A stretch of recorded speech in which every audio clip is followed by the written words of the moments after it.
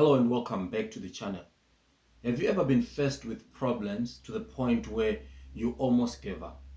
There are some challenges that came along, whether in business, academics, or whatever it is that you're doing, that brought you to the point where you thought that those problems or those challenges could not be fixed. Now, what if I also told you that the key to unlocking your potential and finding a solution to those problems is adapting what we call a solution-oriented mindset? So the key to any challenge that you will face in life, and in this case in particular, we're talking about business problems and business challenges, the key is changing your mindset. Now, in this video, I'm going to share 5 steps that you can take to change your mindset. Now, these are steps that you can develop over time. Obviously, change takes time, and if you were to apply these steps that I'm going to teach you in this video, then you are bound to move into that space where every challenge becomes an opportunity to showcase how you can maneuver out of it. I also want to emphasize that this video is an adaptation of many different texts out there and research that I've conducted on so many writings. I will list them down below. Please find out for yourself the main leading authors on this particular topic. There are quite many of them. I'll put at least maybe 3 so that you can go through the stories yourself, go through the text, and find out exactly how you can enrich your problem-solving cycle. Hello, entrepreneurs and prospective entrepreneurs. Welcome to Smart Business Solutions with Kenneth here on results-oriented preparation. Now, as I said, we are diving deep into steps that you can follow for you to adapt that solution-oriented mindset. Now, let's jump in. It's true that changing your mindset is always the first thing that you ought to do if you are to solve any problem at all. Now, in this, we're looking at 5 steps, and the first step will be reframe your perspective. Reframing your perspective means that you're seeing the problem with different eyes. You are putting on different glasses to look at the problem from a different angle. Like I said in one of the videos, that in every dark cloud, there is a silver lining. Now, there is always an opportunity to learn from every challenge that comes your way in business. Now, in business, there is always something that the challenge is pointing to. If the problem comes, is affecting your finances, is probably pointing to how maybe your finances are recorded or they are managed. The challenge is there to teach you something. Now, if you are willing to learn, which means you have changed the way you're looking at the problem. There is a proverb that I like by King Solomon, which says that as a man thinketh, so is he. So it is how you think that reframes on what you will become. What you will become is an object of your thinking. Therefore, change the way you see problems. If that is the case, then it means that you are in the right place to forge forward as far as leading to those levels where your business is growing out of these challenges and you're solving them much faster than you used to solve them in the past. And therefore, they are not becoming that nag that they used to represent and every time you were faced with a challenge. The second step is lead by example. Now, if you're leading a team, now it means that you are collaborating with the people that are in your organization. It could be your subordinates or team members.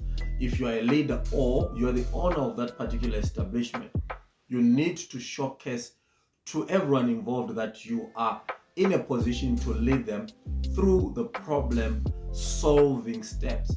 Now, this means therefore that you are accommodative.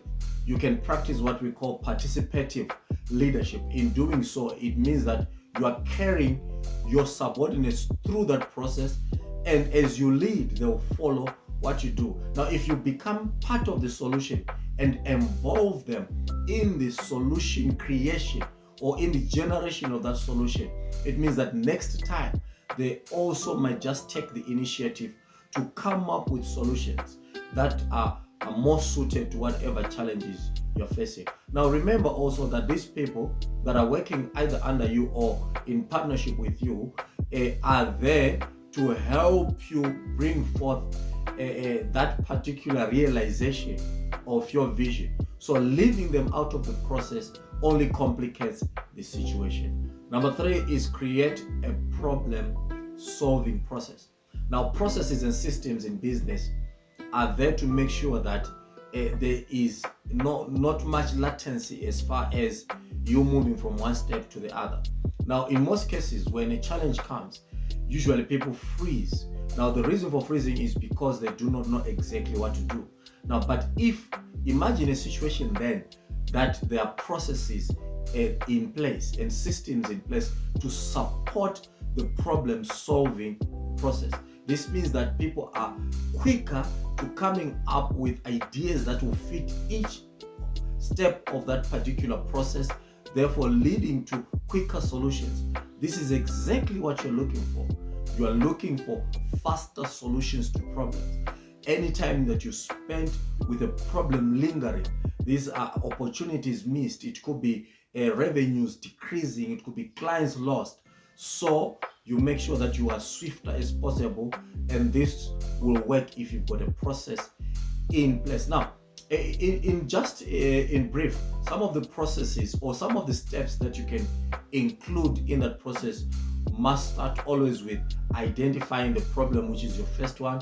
Secondly, go to defining the problem, understand what the problem entails and how it's going to impact you as an entrepreneur and your entire business. And then number 3 then will be to generate alternative solutions to the problem. Now, coming up with alternative solutions to the problem, it means that you want to make sure that you have exhausted everything that can be viewed as a solution to that particular problem. Obviously, there are so many ways to skin a cat, as the proverbial saying goes. However, this suggests that before you can attach resources, skills, and everything to hammer the problem down, you need to have come with alternative solutions, quite a myriad of them if possible. Now, then you can compare cost, viability of solution, and things like that. And then which takes you to the next step, which is implement the solution that is chosen. The next step will be choose the best solution out of the alternatives. And then after that, you implement the correct or the most appropriate solution to the problem. Now, after you've implemented, it's not the end of the world and you're folding your hands and thinking it's all done. You go back and review and evaluate, control to see whether the solution is addressing the problem. If not, then you need to make adjustments, or you need to go back to one of the alternatives and try to implement that one that seems to be better than the one that is just failed. So review is one of the most important things that you must do. Always evaluate and control. Evaluate and control. This makes it a meaningful process that is continuous, and in doing so, you make sure that you are not caught off guard when new challenges appear. Number 4 is encourage team input. Now, obviously, your team members or your subordinates are the ones that are usually close to the problem. If they are close to the problem, they can define the problem better, and they might have a better insights into how to solve it. Now, involving them means that you also are appreciating the input that they bring, and in doing so, you are motivating them indirectly. Now, such appreciation of involving subordinates means that they feel they are part of the process, and being part of the process motivates them to work towards the appreciation, towards the apprehension of that particular vision. So always make sure that you include them in the process. The 5th step is to acknowledge progress. Now, acknowledging progress means that whenever you reach a milestone, you need to appreciate all the work that has gone into reaching that particular milestone, which means that you are recognizing any movement towards the realization of your objectives. You are moving towards the most ideal situation that you want to achieve. However, you see that you have not yet really achieved the ideal situation. The fact that you are recognizing that you are on the right track, it means that you are motivated in those celebrations of milestones to keep moving forward. Now, this is important, especially if you are leading a team, you are leading subordinates under you, and even for your own process, even for your own processing of the situation, and for your own state of mind, you need to give yourself celebrations for those small wins. Remember, it's the small wins that will give you the bigger win at the end of your financial year or at the end of a particular period. But it is important at all times, celebrate the small wins, because they lead to bigger gains in the long term.